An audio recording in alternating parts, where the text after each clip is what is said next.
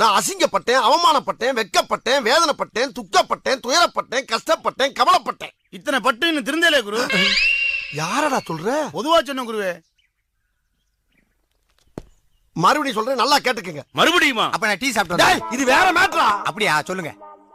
என் மச்சின சூரிய பிரகாச விட நான் பெரிய ஆளாய் காட்டுறதா இருந்தா உழைச்சு முன்னேறணும். ஆனா கடவுள் அந்த பாக்கியத்தை எனக்கு தரல. இல்லைன்னா கள்ள நோட்டு அடிக்கணும். கவர்மெண்ட் அதுக்கு பெர்மிஷன் தரல. ரெண்டையுமே விட்டுவிட்டு என் குடும்பத்துல யாராச்சும் ஒரு ஆளை கடத்தி அதுல பணம் சம்பாதிக்கலாம்னு ஒரு புனிதமான முடிவு எடுத்துட்டேன் நானு. நல்ல முடிவு குரு. பேசாம அக்காவை கடத்திட வேண்டியதான். அக்கான்னு என் பொண்டாட்டி தானே